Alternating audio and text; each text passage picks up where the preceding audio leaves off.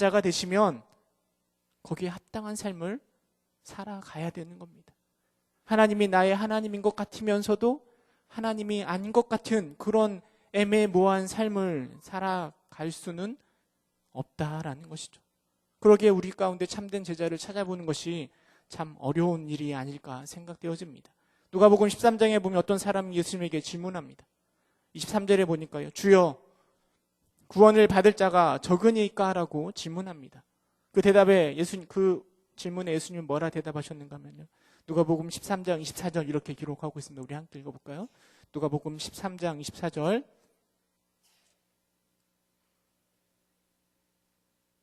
함께 읽어보도록 하겠습니다. 시작. 좁은 문으로 들어가기를 힘쓰라. 내가 너희에게 이르노니 들어가기를 구하여도 못하는 자가 많으리라. 여러분, 이 예수님의 대답을 좀 곰곰이 그 의미가 무엇일까 곰곰이 생각해 볼 필요가 있는 것 같습니다. 성경에서 주로 문 이야기하면요, 그 문은 누굴 이야기하는가 하면 예수님을 상징합니다.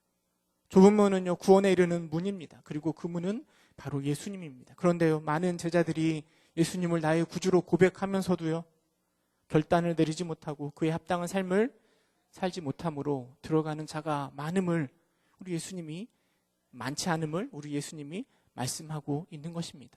물론 이 예수님의 이 말씀이 우리가 구원에 있어서 좁은 문으로 들어가는 그 길에 있어서 조건으로 우리가 거기에 합당한 삶을 살아야 되고 헌신을 해야 함을 말하는 것은 아닙니다. 예수님을 나의 구주로 영접하는 그 믿음이요, 우리를 그 좁은 문, 예수님을 지나 영광의 삶, 구원의 삶을 살아가게 할 것입니다. 그런데요, 이 믿음이라고 할 때 그 믿음은 단순히 우리 입만 예수님 믿어요 라고 고백하는 것을 참된 믿음이라고 이야기하는 것이 아니라 예수님 말씀하시는 그 믿음은 행동을 포함하는 우리의 삶에 따르는 믿음을 말하고 있음을 우리가 기억해야 됩니다. 제가 벌써 이제 오늘 7번째 제자도에 대해서 설교하고 있는데요, 여러분, 제자의 삶도 마찬가지입니다. 제자가 무엇이고 어떤 삶을 살아가고 어떤 생각을 해야 되는지 그것을 아는 것이 참된 제자라 할 수 없습니다. 여러분, 우리 교회에 의자가 참 많이 있잖아요. 여러분, 의자에 앉으시니까 편하시죠? 편하시죠? 더군다나 장의자잖아요. 누우면 얼마나 편할 수 있겠습니까? 그런데 그것을 아는 거랑 아무리 힘들어도요, 아무리 어렵고 힘들어도 그냥 이렇게 서 있으면 저는 그 의자에 앉았을 때 그 편안함을 누리지 못하는 것입니다. 의자에 앉으면 쉼을 쉴 수 있다는 것을 안다고 해서 그 쉼이 내게 누려지는 게 아니라는 거죠. 제자가 누구이며 제자가 어떤 삶을 살아가야 되며 어떻게 행동해야 되는가 아는 게 중요한 게 아니라 그것보다 더 중요한 것은 무엇인가 하면 그 아는 것을 실천하는 합당한 삶이 뒷받침될 때 여러분, 우리가 참된 제자가 될 수 있다라는 것입니다.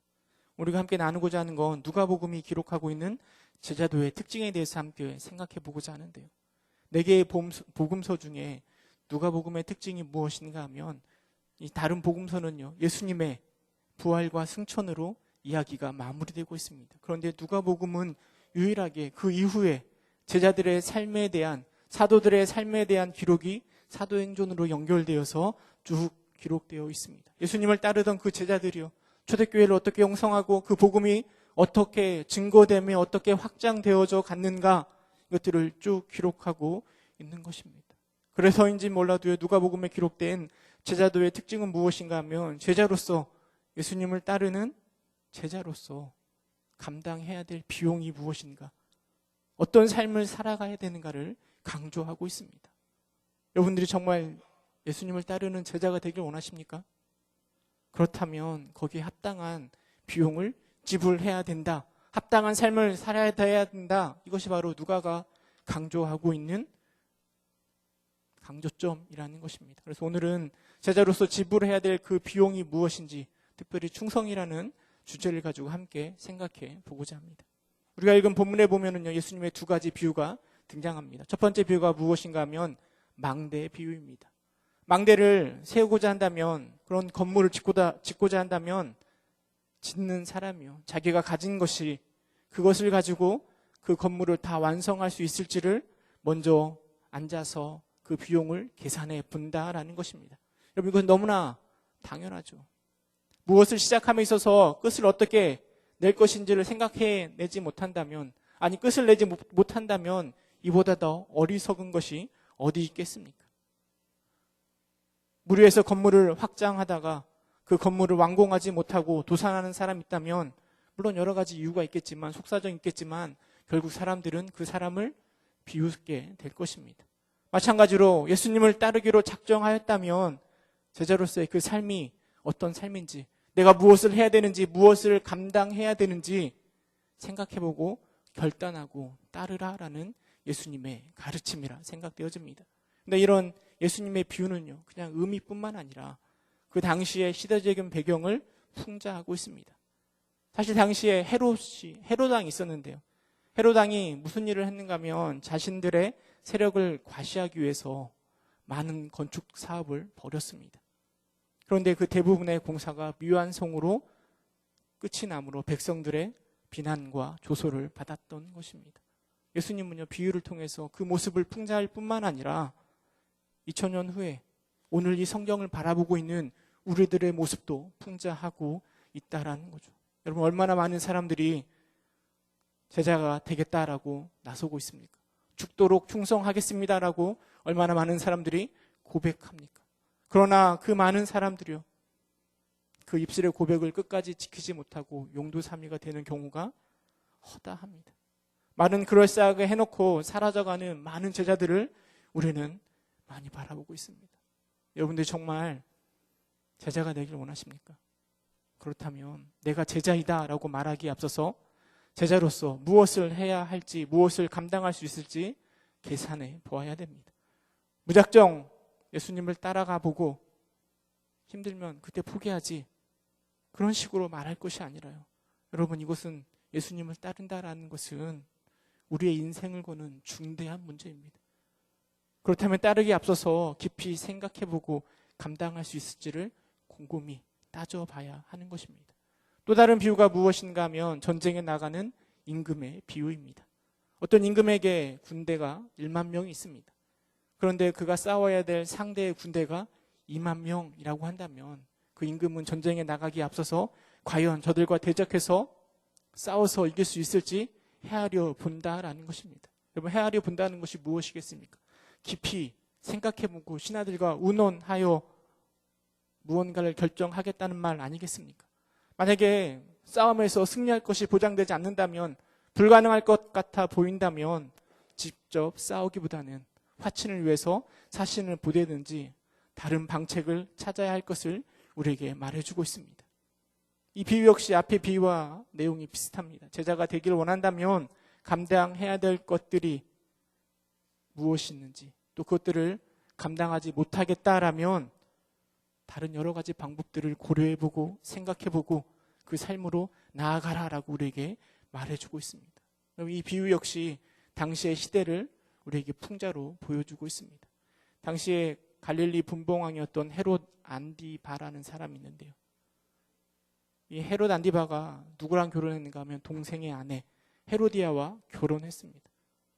그와 결혼하기 위해서 이 안디바가 무슨 일을 했는가 하면 첫 번째 먼저 결혼한, 그게 아라비아 왕의 딸과 정략 결혼했는데 그 첫 번째 아내와 이혼한 겁니다. 이혼한 소식을 들은 아라비아 왕이 분개하여서 헤롯 안디바와 전쟁을 일으켰습니다. 아무런 준비 없이 나갔던 헤롯 안디비아가 그 전쟁에서 크게 패하고 수치를 맛본 사건이 그 앞에 있었습니다. 예수님 아마 그 사건을 풍자하며 이렇게 말한 것 같습니다.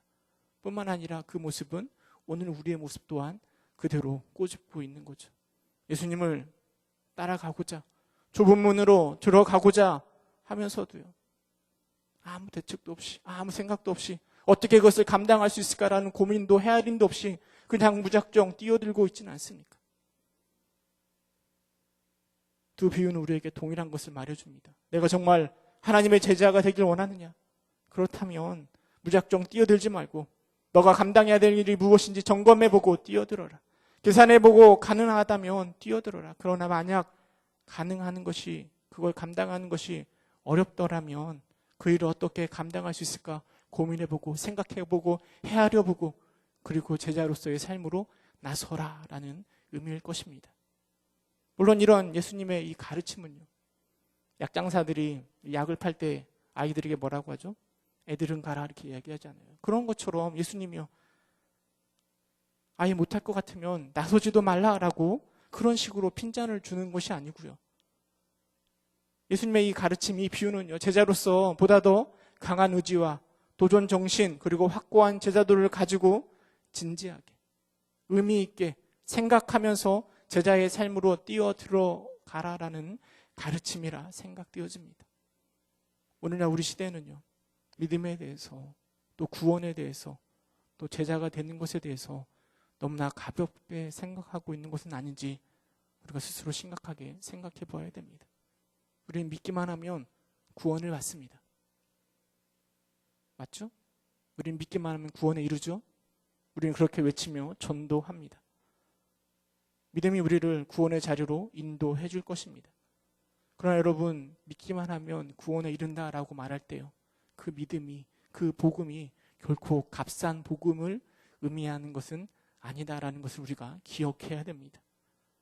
물론 이제 막 믿음의 자리로 나오려는 사람들에게 큰 믿음의 짐을 떠안겨서요, 좌절하고 돌아가게 만들라는 이야기도 아닙니다. 그러나 우리의 신앙의 연륜이 생길수록 우리가 하나님을 믿는다, 예수님을 나의 구원자로 믿는다라는 말에 담겨져 있는 믿음의 깊이를 이해해야 됩니다. 그리고 더 깊은 차원에서 믿음으로 구원에 이른다라는 것을 실천하려고 할 때요, 여러분, 이 복음의 무게는 훨씬 더 커지게 될 것입니다. 가끔 저는 이런 생각을 합니다. 믿음으로 구원에 이른다라는 말이요, 율법으로 구원에 이른다라는 말보다 훨씬 더 무겁게 느껴지는 것 같습니다. 율법으로 구원에 이른다라고 말하면요, 그냥 우리 겉모습만 그렇게 행하면 되잖아요. 율법대로 살아가면 되잖아요. 그러나 믿음으로 구원에 이른다라고 말할 때요, 그것은 우리 겉모습뿐만 아니라 우리의 속사람까지 변화시키는 것을 말하는 것 아니겠습니까? 그냥 내 겉모습만 율법대로 살아간다 이렇게 해서 믿음이 아니라 내 속사람까지 변화시키는 게 바로 믿음으로 구원에 이른다라는 말의 깊이 아니겠습니까? 마찬가지로 우리가 좁은 문으로 들어간다고 할 때요, 예수님의 제자가 된다라고 할 때요, 이것도 결코 쉽게 또 가볍게 생각할 일이 결코 아닙니다. 제자이면 좋고 아니면 말고가 아니라 참 제자의 모습이 무엇인지에 대한 고민, 그리고 그것을 실천하기 위한 끊임없는 노력들, 그리고 이를 위해서 지불해야 될 비용이 무엇인지에 대해서 우리는 고민하고 생각하고 그리고 그것들을 실천해 나아가야 되는 것입니다. 여러분, 그렇다면 치밀하게 계산해 보아야 할 제자로서 지불해야 될 비용, 그것이 무엇이라 생각되어집니까? 본문에 보면 3번 반복되는 구절이 있습니다. 그게 무엇인가 하면 26절, 27절, 33절에 보면 내 제자가 되지 못하리라, 내 제자가 되지 못하리라, 이 말이 계속적으로 반복하고 있습니다. 다시 말해서 이렇게 하지 못하면 내 제자가 될 수 없음을 분명하게 말하고 있습니다. 그런데 반대로 생각해 보면요, 예수님을 따르는 제자로서 감당해야 될 것이 무엇인지 예수님이 우리에게 분명하게 말씀하고 계신다라는 거죠. 오늘은 이 내 제자가 되지 못하리라라고 말씀하신 그 의미가 무엇인지, 예수님을 따르는 제자로서 마땅히 지불해야 될 그 비용이 무엇인지를 함께 생각해 보고자 합니다. 먼저는요, 예수님을 따르는 자로서의 지불해야 될 비용이 무엇인가 하면 가족을 미워해야 한다라는 겁니다. 우리 누가복음 14장 26절 함께 읽어볼까요?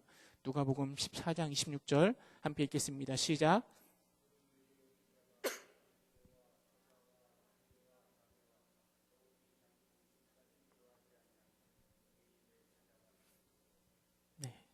자기 부모와 처자와 형제와 자매를 미워하지 아니하면 내 제자가 되지 못한다라고 성경에 예수님이 우리에게 말해주고 있습니다. 사실 이 말은 오늘 우리에게도 굉장히 충격적입니다. 아니, 어떻게 예수님을 따른다고 해서 가족들을 미워해야 되는가? 이렇게 귀한 자녀들을, 우리 아이들을 어떻게 미워할 수가 있는가? 본문의 말씀을 그대로 실천하는 것은 정말 쉽지 않은 일입니다. 또한 이 말씀은요, 다른 성경 구절과 많이 충돌되는 것 같습니다. 예수님이 뭐라 말씀하셨는가 하면 원수도 사랑하라 말씀하셨잖아요.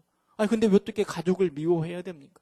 예수님이 또 뭐라 말씀하셨는가 하면, 요한에게 누굴 부탁하는가 하면, 예수님의 어머니를 보살펴 달라라고 이야기하지 않았습니까? 예수님 곳곳에서 내 부모를 공경하라 말씀하셨습니다.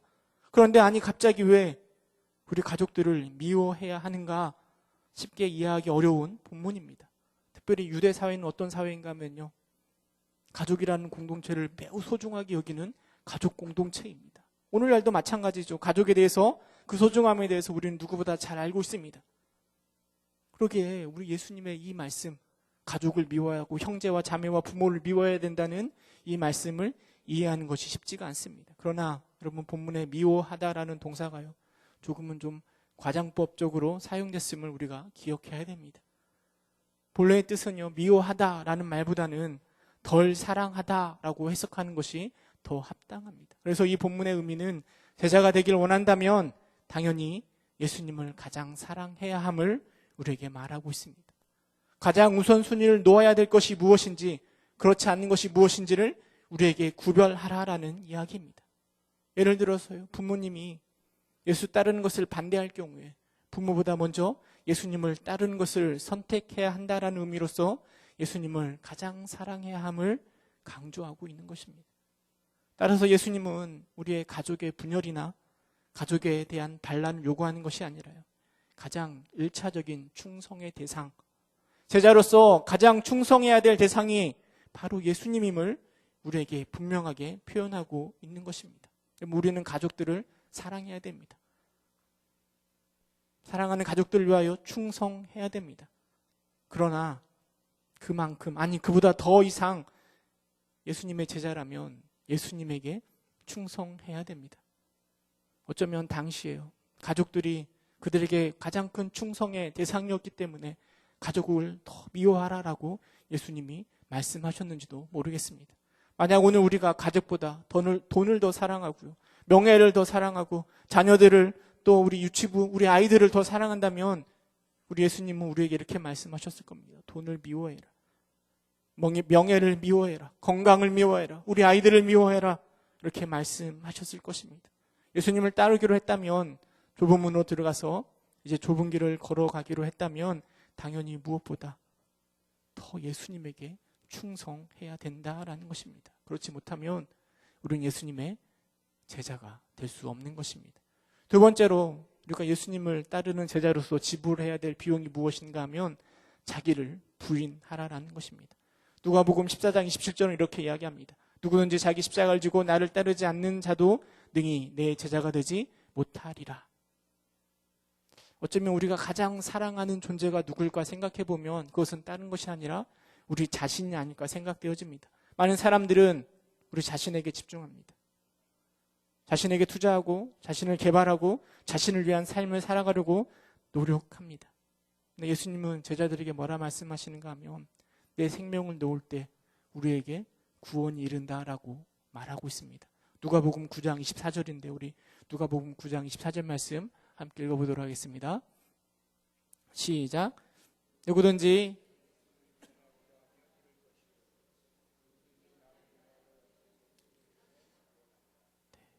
내 목숨을 구원하고자 하면 잃을 것이고 누구든지 나를 위하여 내 목숨을 잃으면 구원하리라 라고 예수님이 말씀하십니다. 여러분, 이 말씀은요, 예수님의 십자가의 사건의 배경 속에서 이해되어야 합니다.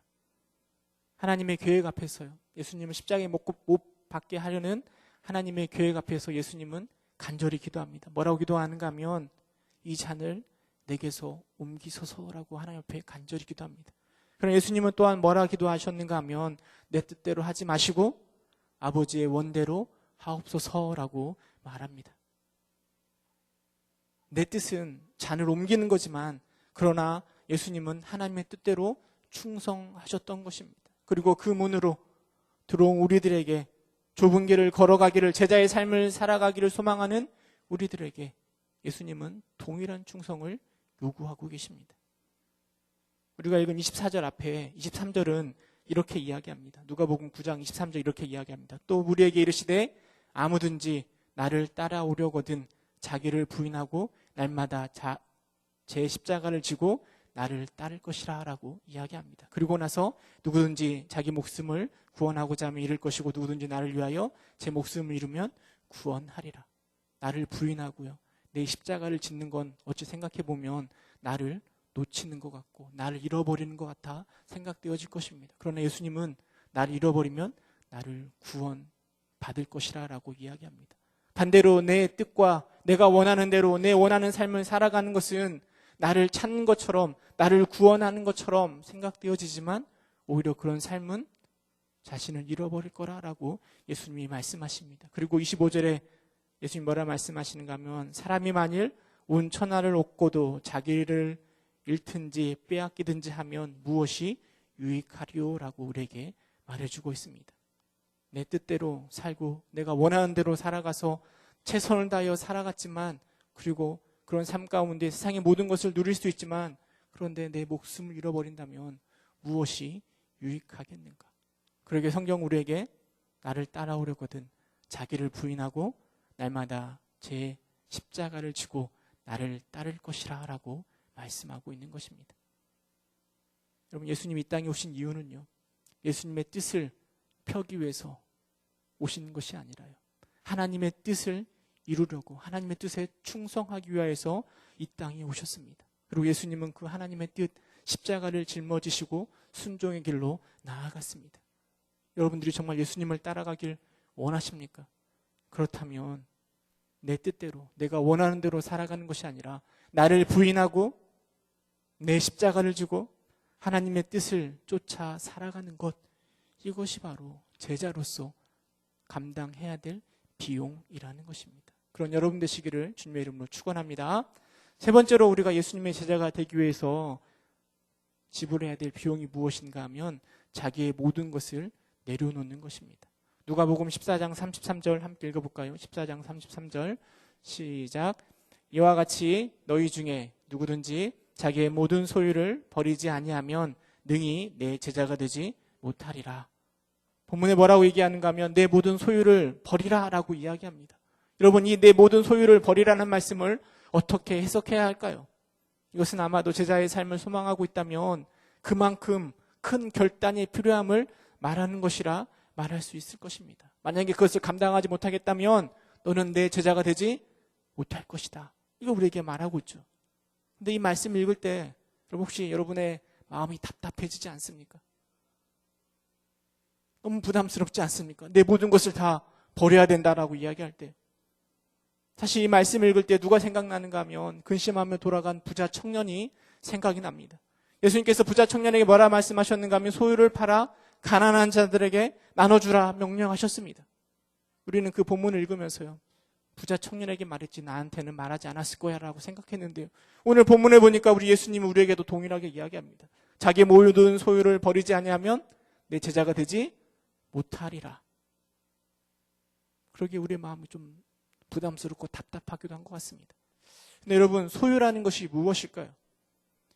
이 소유한다라는 것은요. 자신의 안정을 보장하는 자원 아니겠습니까? 내 자동차, 내 집, 내 통장, 내 돈 이것은요. 개인적인 나의 힘을 보여주는 수단이 되는 것입니다. 어떤 사람이 멋진 집에 살고 있습니다. 그 집이 으리으리합니다. 그 집에 살고 있는 사람은요. 어깨가 이렇게 올라가고요. 그 집이 자신을 표현하고 보여주는 큰 힘의 수단이 됩니다. 근데 그 집에 살고 있는데 그 집이 자기 집이 아니라 전셋집이에요. 아니 월세로 살고 있어요. 그러면 그 집은 더 이상 자신을 보여주는 힘의 수단이 되지 못하는 것입니다. 내 소유는 이처럼 내 힘의 수단이 되는 것이고 나를 증명하는 것입니다. 근데 예수님은 우리에게 나를 보여줄 수 있는 이 소유, 내 가치, 내 힘을 내려놓으라라고 말씀하고 있습니다. 근데 이것들을 내려놓는다라고 했을 때 그 모든 것을 다 포기하고 버리라라는 이야기일까요? 성경에 기록된 제자들의 모습을 한번 상상해 보시기 바랍니다. 베드로는 또 안드레는 예수님의 부르심을 따라 예수님의 제자가 되었습니다. 그러나 그들은 역시 여전히 그들의 집을 소유하였습니다. 아리마대 요셉은 예수님을 위하여 헌신하였지만 그는 여전히 부유한 사람이었습니다. 사도 바울은 시민권을 가지고 있었지만 제자가 된다고 해서 그 시민권을 버리지 않았습니다. 여러분 소유를 버린다라는 이야기는요, 내가 가지고 있는 모든 것들을 다 어디다가 버려버리고 포기한다라는 의미가 아니라요, 그 소유권을 다 포기한다라는 것으로 해석하는 게 맞을 것 같습니다. 내가 가지고 있는 것들이요, 다 내 것이 아니라, 내 힘의 원천이 아니라 이 모든 것이 다 누구 것이라고요? 예수님 것이라고 고백하는 게 바로 제자가 감당해야 될 비유라는 것입니다. 내 모든 것이 예수님의 것이라고 내 소유를 주님 앞에 내려놓았지만 여전히 그 물건들은 우리 안에 있습니다. 내 안에 있는 것이죠. 그러나 이제는 내 것이 아니라 청지기로서 그것들을 예수님을 위해서 사용하는 것입니다. 예수님이 원하시는 곳에 사용하는 것, 이것이 바로 제자가 지불해야 할 비용이라는 것입니다.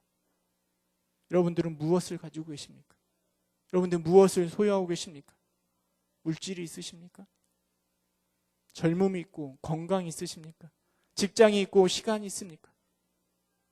여러분들이 만약에 예수님을 따르는 제자라면 그에 대한 소유권을 포기하시기 바랍니다. 단순히 나를 위해서, 나를 과시하고 나를 보여주고 나를 증명하기 위해서 그것들을 사용되는 것이 아니라 그 모든 것들을, 나의 모든 소유권을 주님 앞에 내려놓으시기 바랍니다. 그리고 이제는 청지기로서 이 모든 것들을 예수님을 위해 사용할 때, 주님의 뜻대로 사용할 때 우리는 참된 예수님을 따르는 제자가 될 것입니다.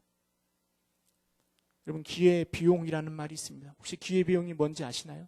기회 비용. 제가 차가 필요해서요, 제게 있는 모든 돈을 다 투자해서 차를 샀습니다. 그런데요, 내가 투자한 그 돈을 차를 사는데 사용하지 않고 다른 곳에 사용하였을 때 얻을 수 있는 이익이 바로 기회 비용입니다.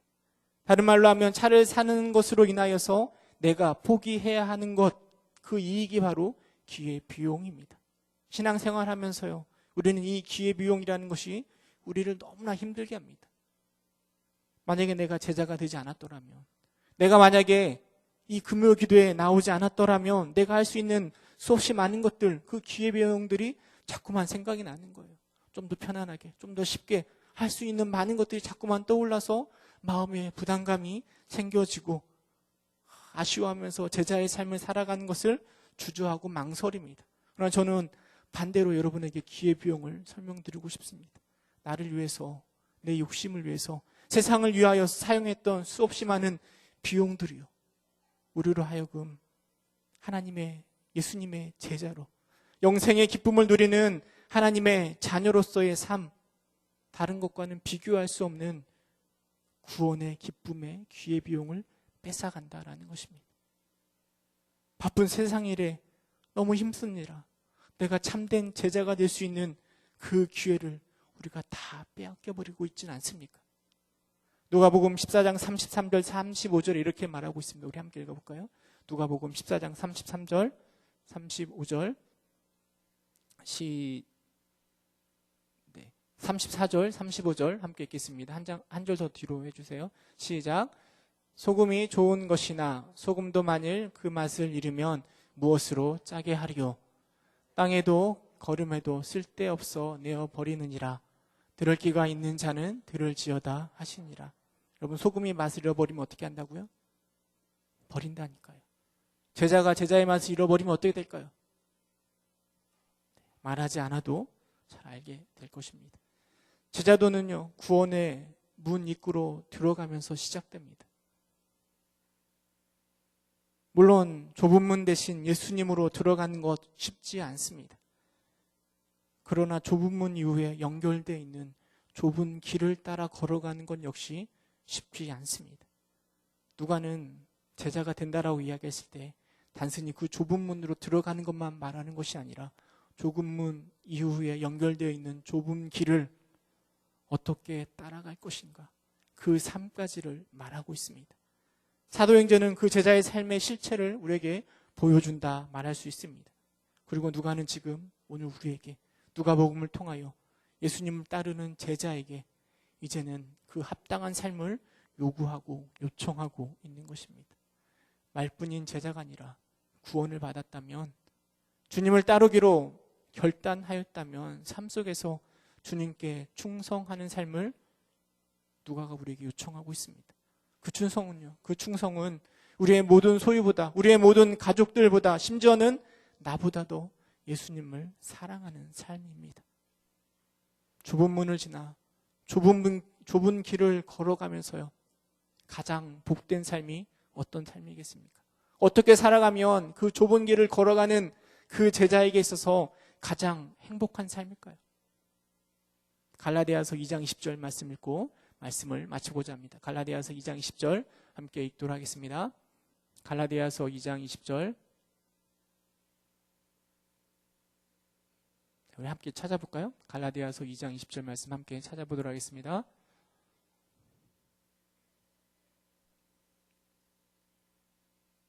갈라디아서 2장 20절, 방송실 말씀 좀 띄워줄 수 있어요? 갈라디아서 2장 20절 함께 읽도록 하겠습니다. 시작. 내가 그리스도와 함께 십자가에 못 박혔나니 그런즉 이제는 내가 산 것이 아니요 오직 내 안에 그리스도께서 사시는 것이라. 이제 내가 육체 가운데 사는 것은 나를 사랑하사 나를 위하여 자기 자신을 버리신 하나님의 아들을 믿는 믿음 안에서 사는 것이라. 제자의 길을 따라 걸어갈 때 가장 행복한 삶은 나를 위하여 사는 것이 아니라 나를 위하여 죽으신 예수 그리스도를 믿는 믿음 안에서 사는 것이 가장 행복할 것입니다. 그 주님을 사랑으로 충성하는 제자가 되시기를 주님의 이름으로 축원합니다. 함께 기도하도록 하겠습니다. 이 시간 함께 기도할 때 우리의 모습을 위해서 말씀을 생각하시면서 함께 기도하기 원합니다. 혹 우리가 제자의 삶을 살기를 바라고 있긴 하지만 그 비용 지불하는 것에 대해서 너무 인색하고 있지는 않습니까? 오늘도 주님은 가족을 미워하고 나를 부인하고 모든 소유를 버리고 내 제자가 될 것을 말하고 있습니다. 누구보다도 예수님을 사랑하고 예수님에게 충성하길 원하십니다. 함께 기도할 때 제자로서 지불해야 될 비용을 감사함으로 기쁨으로 감당하는 우리가 되어달라고, 누구보다 예수님을 사랑하고 누구보다 예수님을 삶 속에서 그 사랑을 실천하는 자가 되어달라고 시간 함께 기도하도록 하겠습니다. 기도하겠습니다. 참 사랑이 많으신 하나님, 우리가 지불해야 될 하나님 제자로서의 삶의 모습이 있는데 하나님 그 비용을 감당하기를 우리가 너무나 두려워하고 너무나 인색하게 살아가고 있지는 않습니까? 하나님 우리에게 능력 더하여 주시고 하나님 주님이 우리에게 말씀하시는 것처럼 하나님 누구보다도 주님을 사랑하고 예수님을 사랑하는 그 충성 가운데 살아갈 수 있도록 주여 인도하여 주옵소서. 우리가 지불해야 될 수많은 비용들이 있습니다. 하나님 그 비용들을 감사함으로 기쁨으로 감당할 수 있는 우리가 될 수 있도록 주님 인도하여 주옵소서.